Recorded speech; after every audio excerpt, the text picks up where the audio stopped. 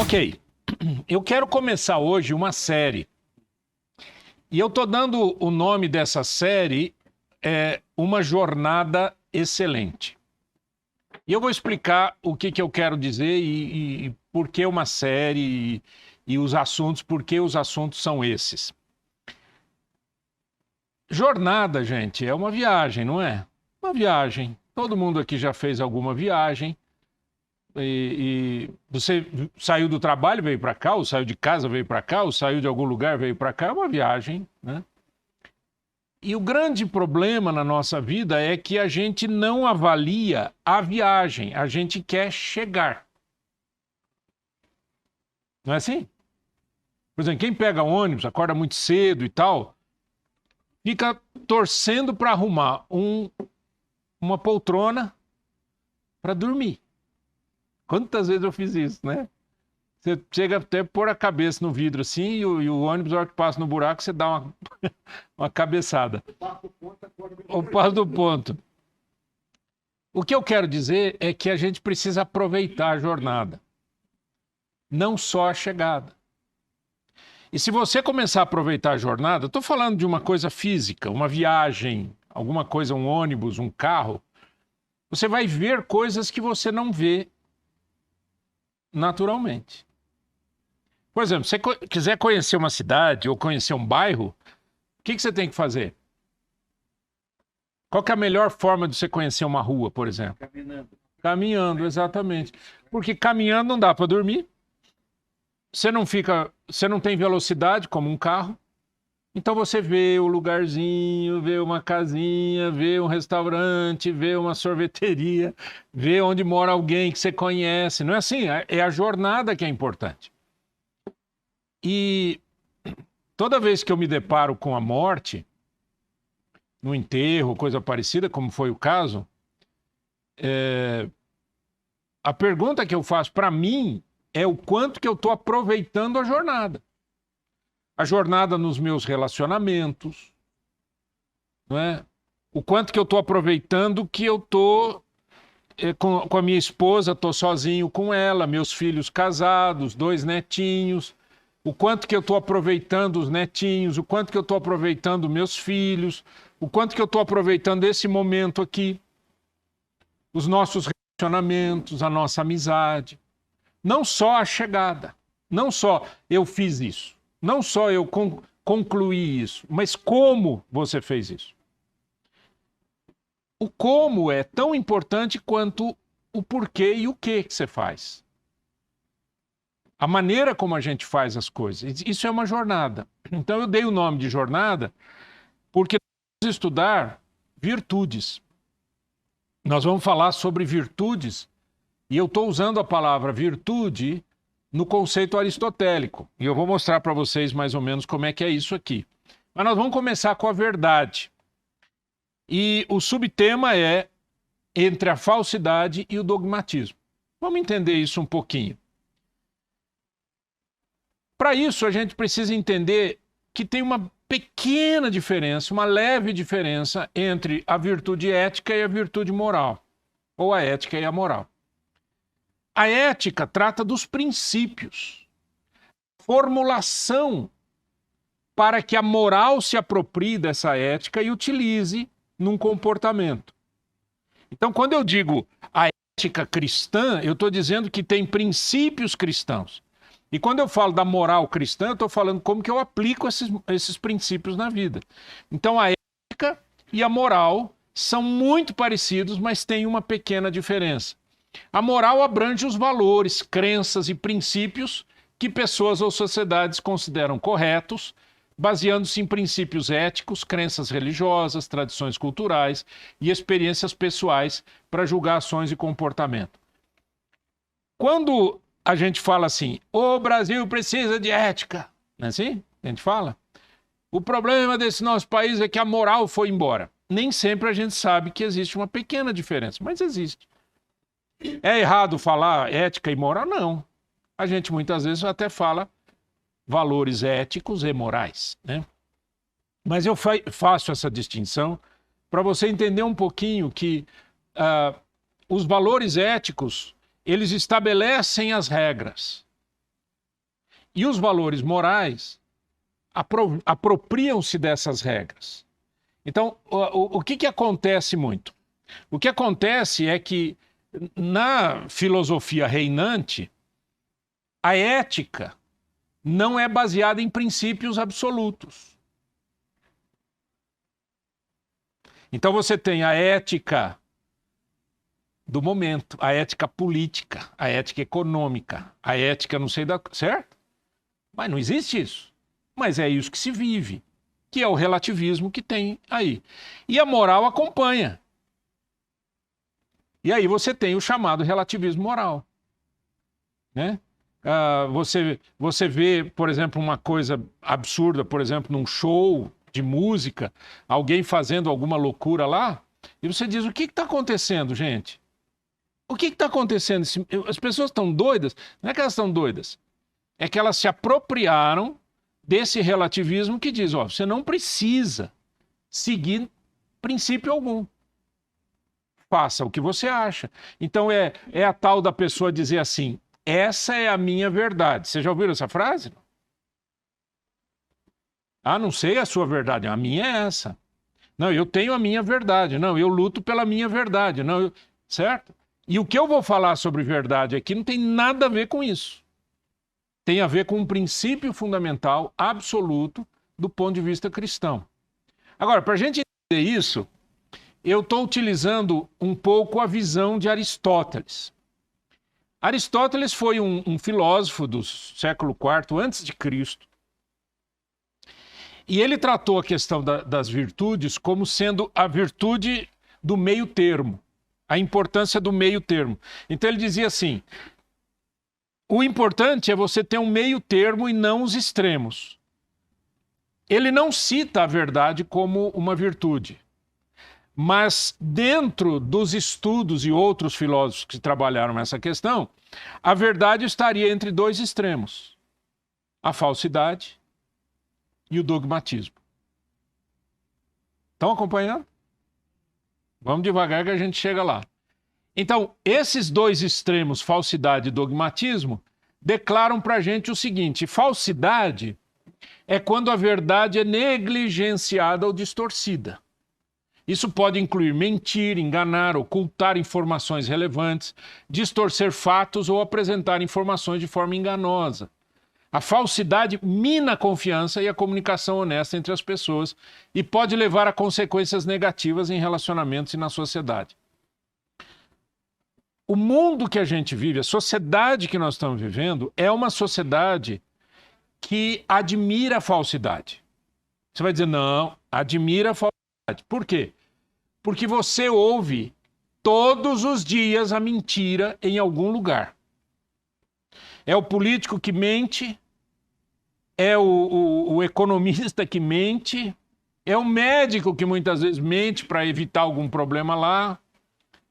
Todo mundo quer se safar de algum tipo de responsabilidade e aí entra na falsidade. Então a falsidade é um extremo, certo? É um extremo negativo, obviamente, e é um extremo perigoso. Por quê que eu estou falando isso? Perdão. Por que eu estou falando isso? Eu estou falando isso porque as pessoas acham que mentir, enganar, ocultar informações faz parte da vida.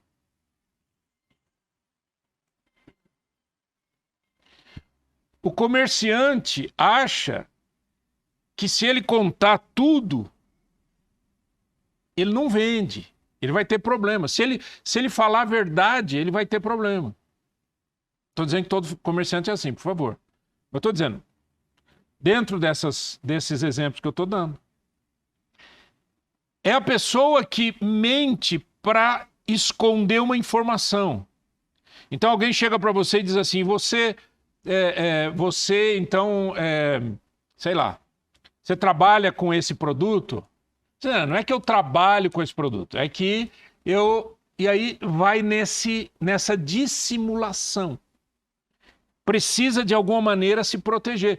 E aí a mentira vai entrando em tudo.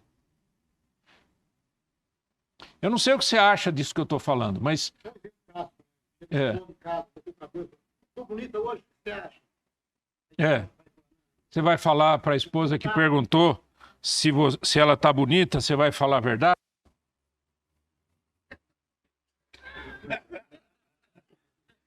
Quer morrer, né? Como é que fala? Ô, quer morrer? Quer morrer? Mas, na verdade, é muito sério isso.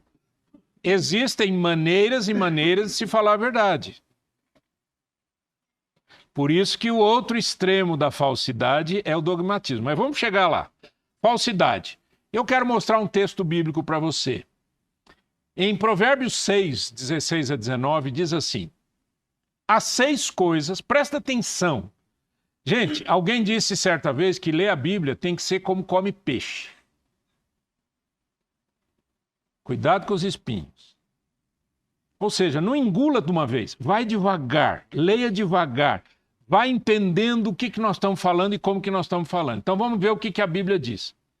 Há 6 coisas que o Senhor odeia, 7 coisas que ele detesta.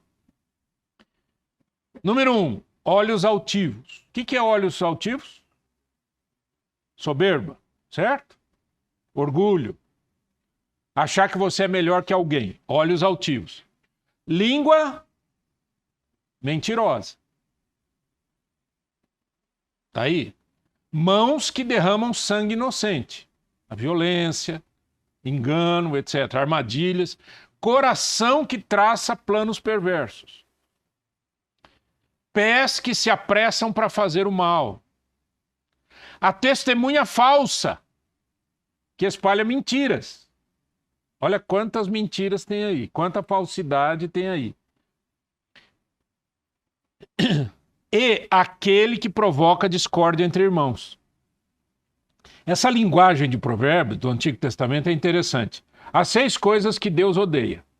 Então você lê as 6 coisas: olhos altivos, língua mentirosa, mãos que derramam sangue, coração, pé, testemunha falsa. E a 7ª, ele abomina. É como se fosse algo que vai ficando cada vez pior, certo? Cada vez pior. Agora, pensa comigo o seguinte, onde que está a falsidade aqui nesse texto? Em tudo. Porque o cara que se acha melhor que os outros é falsidade. Porque alguém é melhor que alguém? Fala para mim. Eu tenho valores, você tem valores, eu tenho qualidades, você tem qualidades, eu tenho defeitos, você tem defeitos. Nós não podemos achar que um é melhor que o outro. O cara que tem dinheiro é melhor do que o cara que não tem dinheiro. O cara que tem uma posição social é melhor do que o outro que não tem essa posição social. Aquele que mora numa mansão é melhor do que aquele que mora na favela. Então tem uma falsidade aí. O que mais? Língua mentirosa, não preciso falar. Mãos que derramam sangue inocente. E planos, né? Pés que se apressam para fazer o mal. E coração que traça planos perversos. Tudo é uma desgraça só. Agora, aquele que provoca discórdia entre os irmãos. Irmãos de sangue. Irmãos de sangue, família. Provocar discórdia entre os irmãos. Outro dia eu estava dando tantas graças a Deus, eu estava até conversando com os meus filhos, falei, gente, vocês não têm ideia do que é uma família que briga, uma família que desconfia, uma família que enche a cara, espera uma festa para encher a cara e um sair acusando o outro. Você não sabe o que é isso. Na nossa casa, graças a Deus, isso não existe. Porque a gente é melhor que alguém? De jeito nenhum, porque a gente foi plantando, todo dia. Nunca permitimos que os nossos filhos ficassem brigados ou brigando. Aquelas discussões normais de criança, depois adolescentes, jovens. Até hoje eles falam uma coisa para um, falam para o outro, tiram o sarro na cara de um, mas são amigos, são irmãos. Então a gente precisa tomar cuidado com isso. Então um extremo desse meio termo chamado verdade é a falsidade. O outro extremo é o dogmatismo. O que é o dogmatismo? Dogmatismo é o extremismo. É aquela pessoa que acha que a verdade está dentro dela. E que tudo que ela vai falar é verdade. Tudo que ela acredita é verdade. Tudo que ela pensa é verdade. E que ninguém está mais certo do que ela. Isso é uma pessoa dogmática. Uma pessoa extremista, né? trata as coisas de maneira inflexível e inquestionável. O dogmatismo pode levar ao fanatismo, à intolerância e à polarização. Óbvio. Existem pessoas dogmáticas na fé? Muito. Existem pessoas dogmáticas que não acreditam em Deus? Muito. Existem pessoas dogmáticas na política? Muito. Existem pessoas dogmáticas na escola? Muito. E assim por diante. Na família também. Então, por um lado, a pessoa diz, eu não minto. Por outro lado, a pessoa diz, a minha verdade é poderosa. E essa minha verdade, se você não vier para mim, se você não fizer o que eu mando, se você não fizer... Certo? É a fonte do totalitarismo. Quando o nazismo irrompeu lá na Alemanha, a grande questão era, nós estamos certos, o mundo está errado. Os judeus pretendem conquistar o mundo, então vamos segurá-los. De segurar foi para prisão, de prisão foi para campo de concentração, de campo de concentração foi para o Holocausto. Quer dizer, esse totalitarismo, essa visão totalitarista, o que aconteceu na Rússia, né? Lá com Stalin, com Lenin, etc. E acontece em vários países, né? Em vários países da África isso aconteceu. Né? Eu me lembro do Idi Amin Dada, de Uganda, terrível, terrível, né?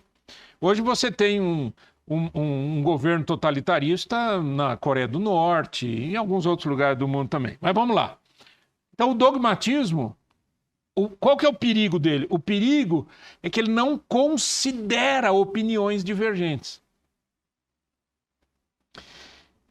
Se eu acredito numa verdade, essa verdade ela não pode ser imposta.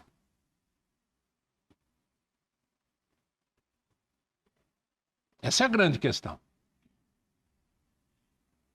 Nós vamos ver isso daqui. Então vamos lá. Um texto bíblico que mostra o dogmatismo. Eu acho que um exemplo clássico foi a seita dos fariseus. Os fariseus nasceram dentro do judaísmo, mas era uma seita, era um grupo que acreditava que só eles estavam certos.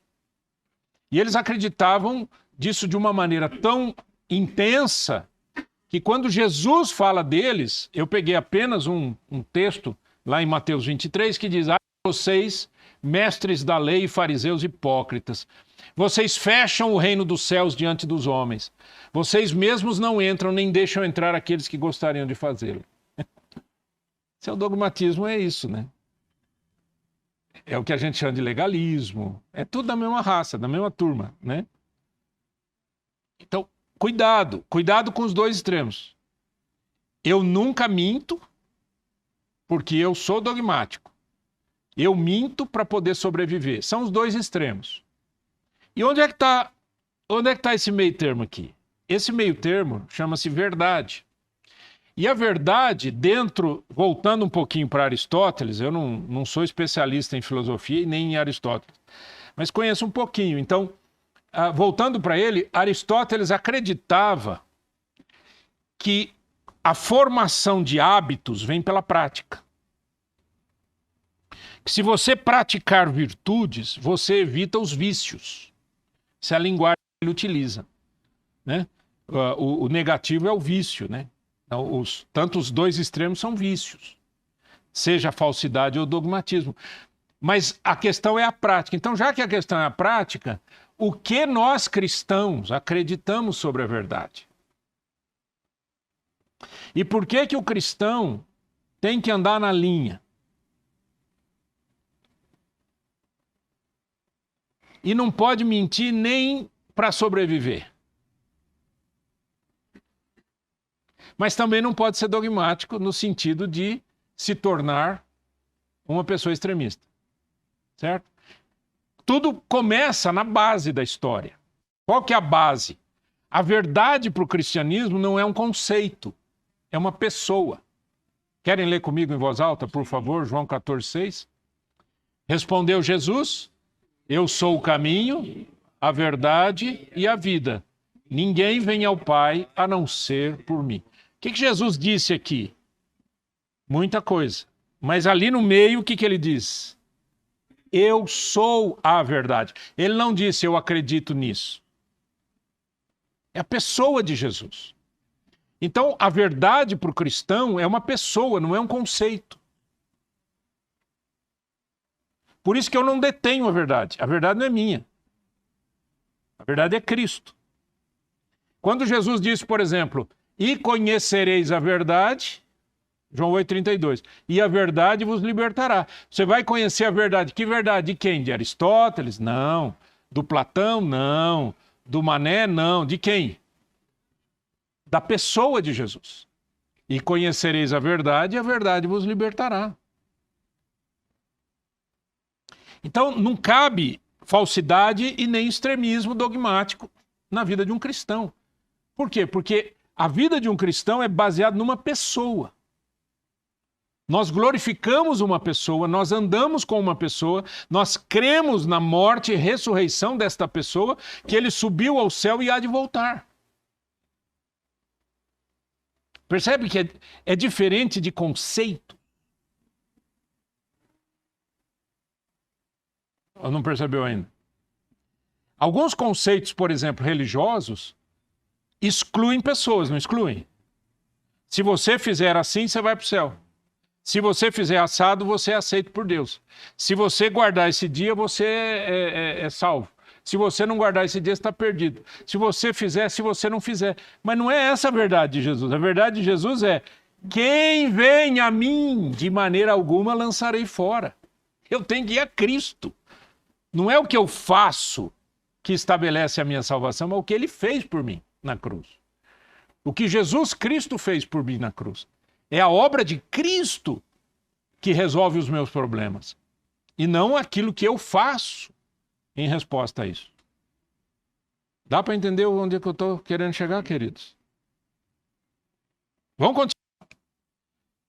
Então, se a verdade é uma pessoa e é Jesus Cristo, o que eu faço? 1 João capítulo 2, verso 6. Aquele que afirma que permanece nele deve andar como ele andou. Aí eu vou te fazer uma pergunta. Você está numa negociação.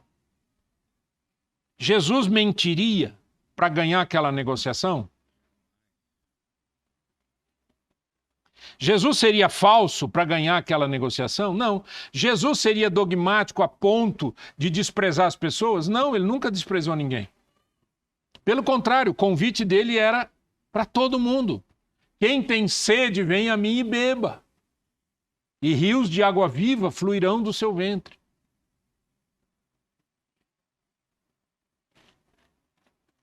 Você percebe que a gente foi perdendo de vista esse princípio, queridos, da pessoa? Jesus é o centro.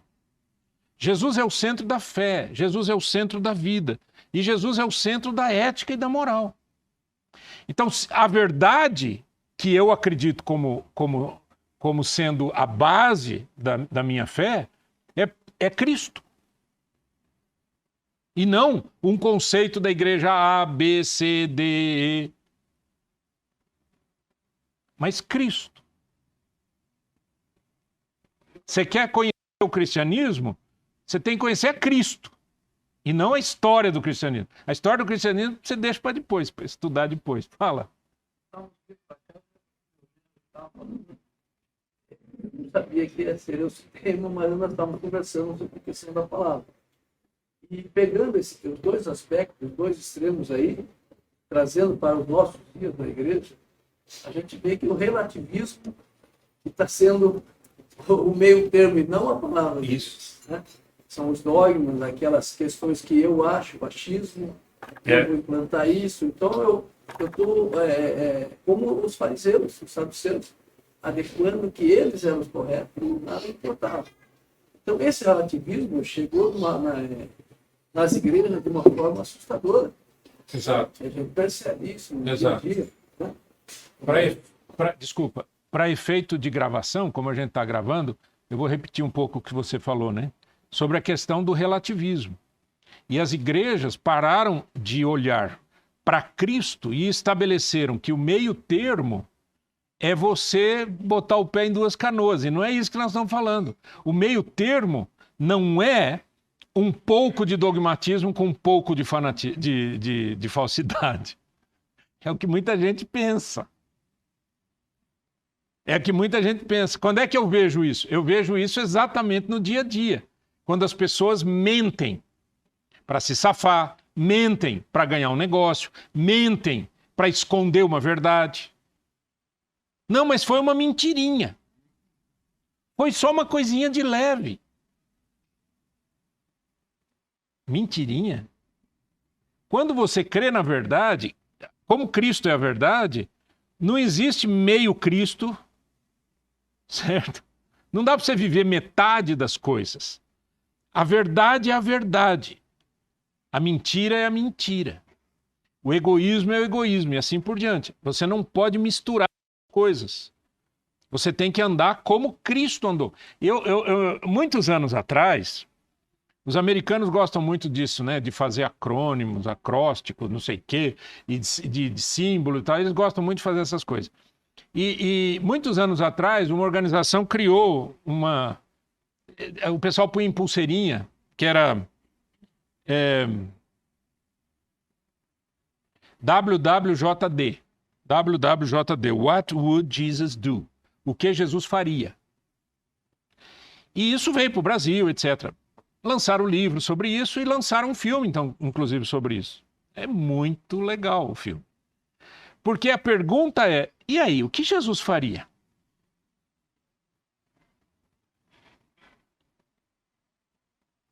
Minha esposa cai na porta do hotel. Eu estava dentro do carro, com as malas no carro, esperando-a para fazermos uma viagem longa.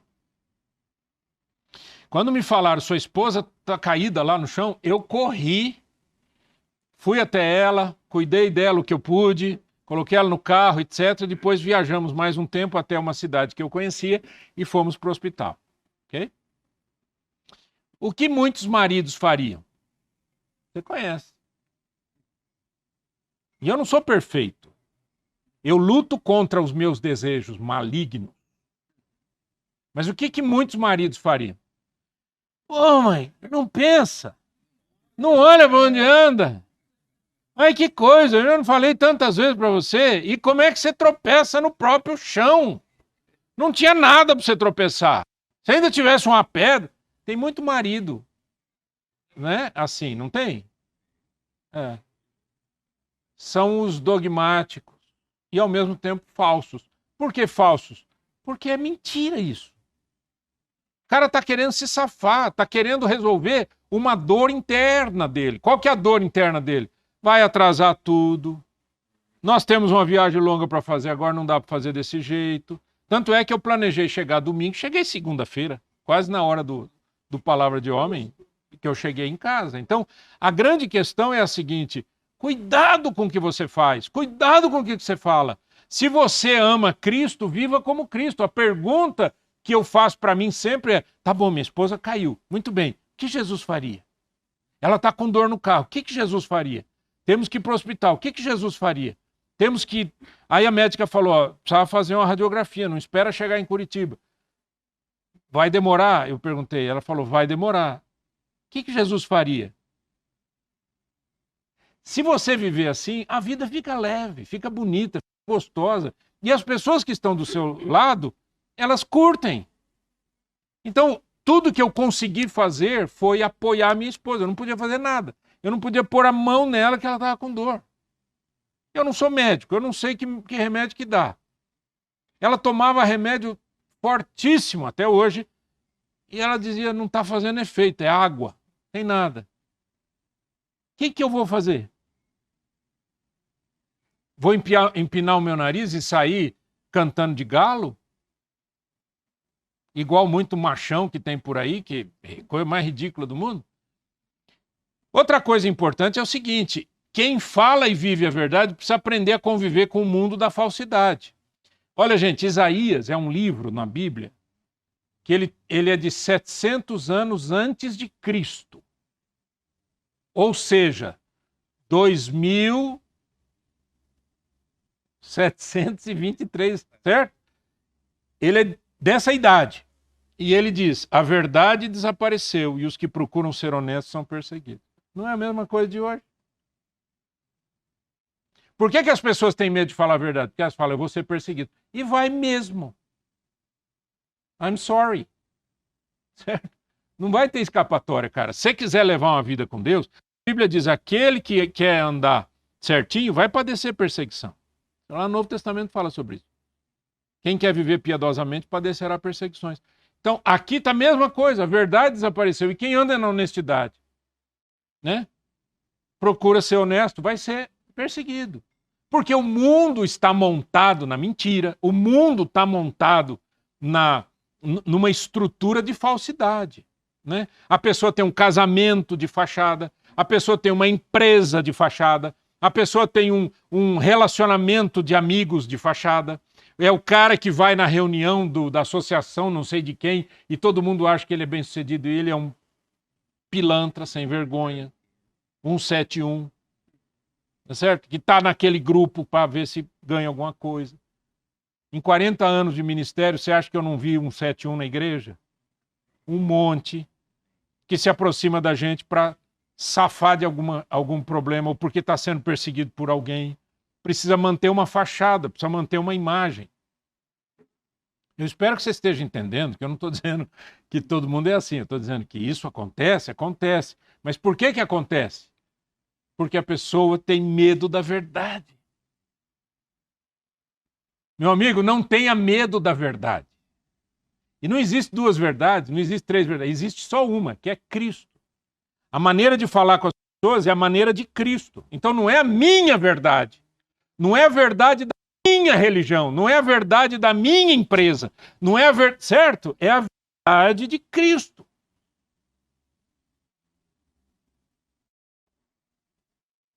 Eu era um jovem, meninão, estava fazendo seminário, faculdade teológica, tinha o quê? 20 anos, 21 anos. E eu trabalhava numa empresa e o chefe, eu atendi o telefone e falei, é para você. Ele falou, fala que eu não estou. Eu falei, eu não falo. Não falo, eu não vou mentir. O que Cristo faria ali naquele momento? Olha, o senhor desculpa aí, mas o doutor fulano de tal, ele não está na sala. O cara olhando para minha cara. Você tem coragem de fazer isso? Eu não tinha. Eu falei, eu não faço isso. Ele ficou bravo demais, mandou passar para a secretária dele lá com todo charme para dizer, o doutor fulano de tal não está. E eu fiquei esperando ele me mandar para o RH, né? Que não era RH, era DP, né? Departamento Pessoal. Ou Departamento de Polícia, não sei. Mas... E não mandou, graças a Deus, não. Agora, quando eles precisavam de alguém confiável, isso, gente, faz muito tempo, viu, jovens, vocês que não sabem o que é isso, quando precisava de alguém para levar um cheque de investimento altíssimo lá no centro de São Paulo, eu que ia. Quando tinha que conversar, não sei o que, eu que ia. Quando tinha que levar um documento, eu que ia. Porque eles olhavam e diziam, esse cara é sério. Esse cara é perfeito, gente. Só Cristo é perfeito. Entenda isso, de uma vez por todas. Eu até nem gosto de falar assim, eu não sou perfeito. Porque é uma bobagem falar isso. Ninguém é perfeito. Só Cristo foi perfeito. E será para sempre. Agora, a pergunta que eu tenho que fazer para mim é o seguinte, eu estou vivendo a verdade de Cristo ou eu estou com medo de ser perseguido por causa dela? Medo. Aí eu não vou falar nada que eu sou cristão, porque vai que me mandam embora. Eu não vou falar nada para esse cara. Eu até tenho uma palavra para dizer para ele, para animar ele, mas ele vai perceber que vem da Bíblia. Quem sabe ele vai... Medo, para que isso? Então não seja falso com a sua fé. Mas também não venha dizer que você é a última e mais linda cereja em cima do bolo, certo? Você não é. Alguns conselhos e a gente vai terminar. Primeiro, pense a verdade. Esse texto eu amo. Eu chamo esse texto de filtro. É maravilhoso esse texto. Filipenses 4:8.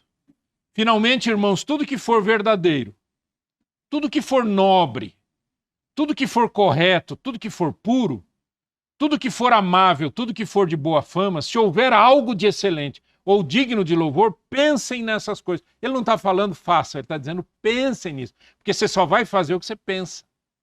O pensamento vem antes do fazer. Se eu ocupar minha mente com o que é verdadeiro, olha só que lindo. A primeira palavra é o quê? Verdadeiro. Tudo que for verdadeiro. E se não é verdadeiro, o que você faz com o seu pensamento? Chuta ele para outro lugar, manda embora. Alguém vem e traz uma fofoca. Eu já fiz isso. Alguém vem e fala de um, fala do outro, vem falar para mim. Aí eu chamo o outro. É lindo fazer isso. Eu fiz isso uma vez, que eu era bem jovem, pastor. A moça veio e falou mal, falou de uma outra mulher. Aí eu falei, chama ela lá. Mandei chamar, a moça veio, sentou. Eu falei, então agora fala para ela o que você falou para mim. Porque isso é ser verdadeiro. Resolve, viu, gente? O problema acaba. Porque o que é a fofoca se não a falsidade? Eu sou seu amigo. Pode falar comigo. Conta, cara, o que está acontecendo? Aí eu viro as costas. Meu, você não sabe o que aquela anta está fazendo. Coisa como linguagem de homem, né? O que aquele cabeção está fazendo? Falsidade. Cristo faria isso? Cristo pegaria o seu segredo mais interior e contaria para o teu irmão?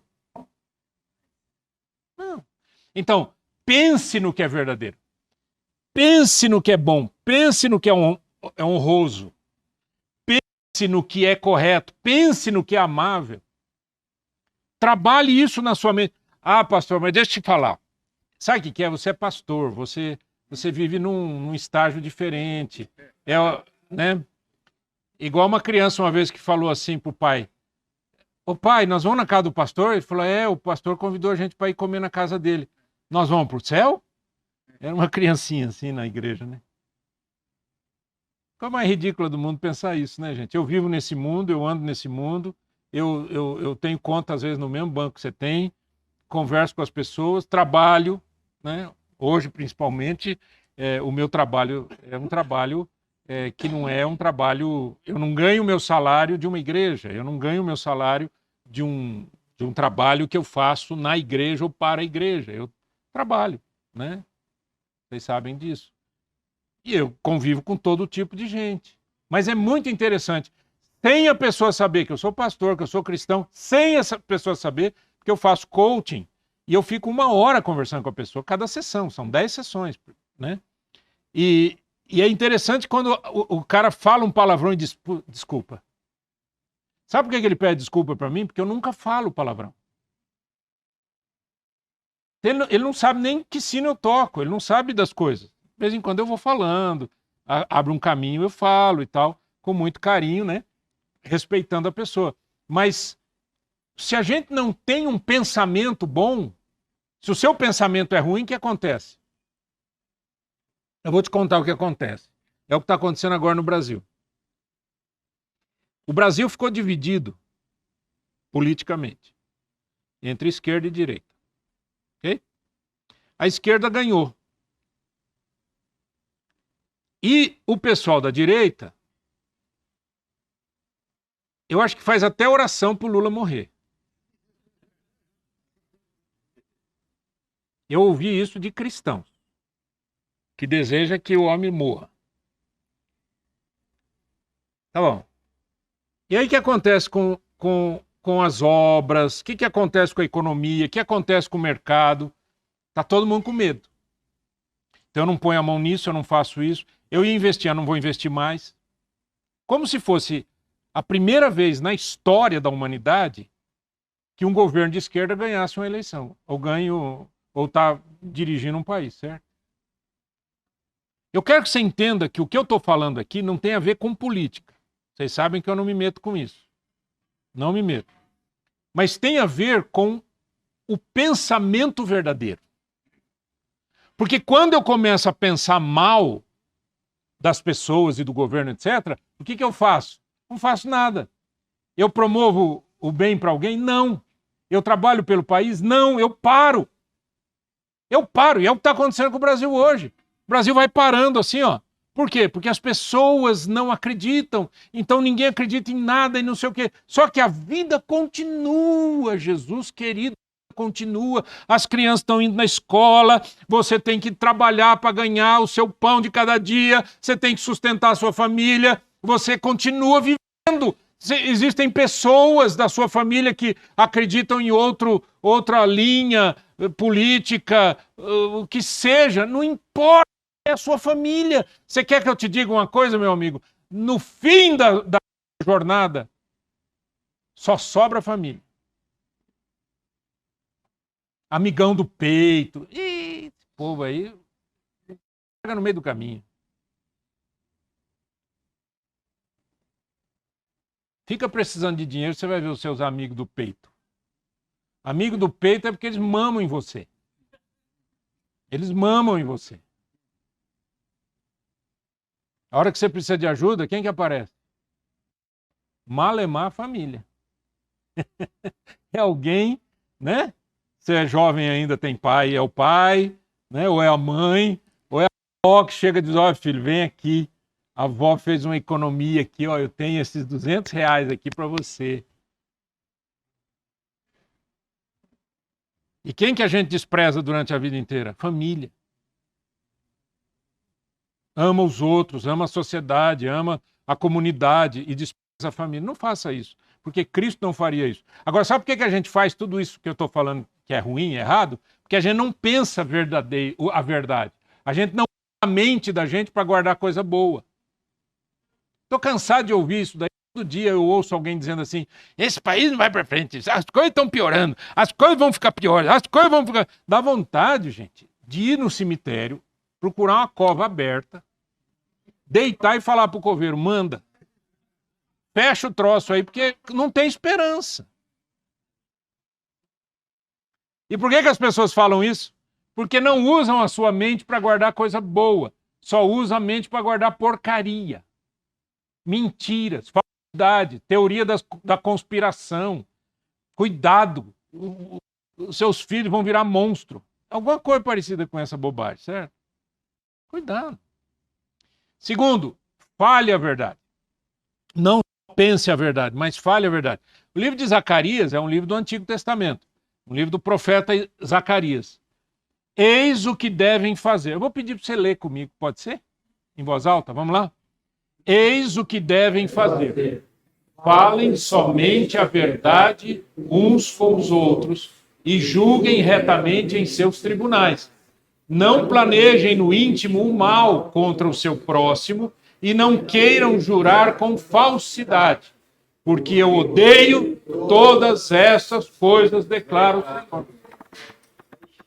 Fale a verdade, viva a verdade, não precisa enganar, não precisa ter coisinha, subterfúgio, uma mentirinha aqui, um esconderijozinho ali. Olha, o mentiroso tem que ser super criativo. Porque ele tem que inventar uma mentira a cada mentira que ele fala.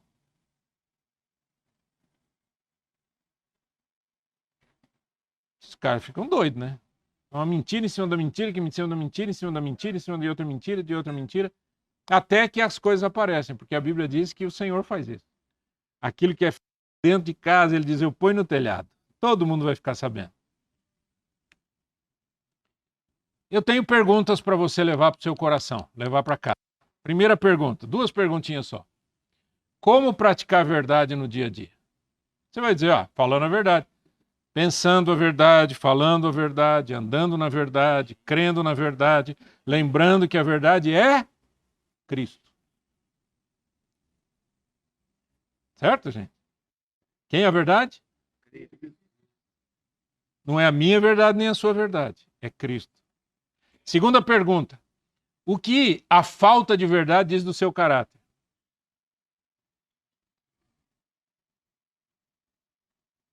Caráter é a junção de todos os valores e princípios que eu acredito e vivo. Não dá para você ter caráter só no discurso. Caráter é vida.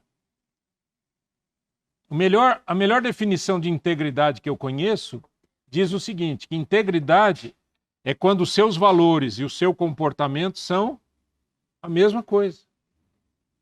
Aquilo que você vive é o que você fala, e aquilo que você fala é o que você vive. Vamos ficar em pé?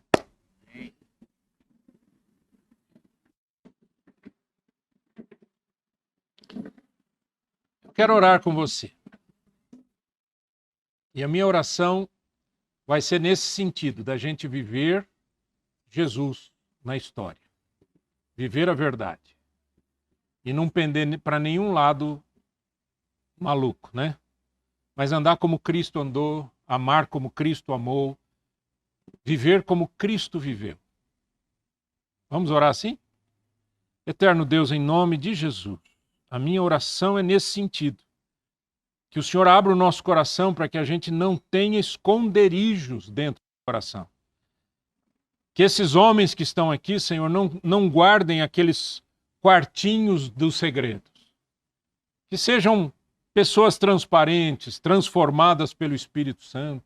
A quem devem pedir perdão, que peçam. A quem devem dinheiro, que paguem. A quem tem alguma rusga, alguma mágoa, que resolvam.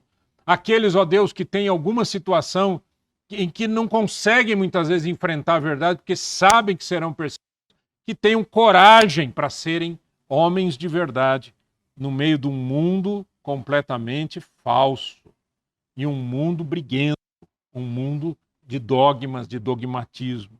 Guarda-nos, ó Deus, dos extremos e dá-nos a bênção de viver Jesus, de andar com Jesus, de amar a Jesus Cristo e falar do amor de Cristo e viver o amor de Cristo. E é no nome de Jesus Cristo que eu oro. Amém.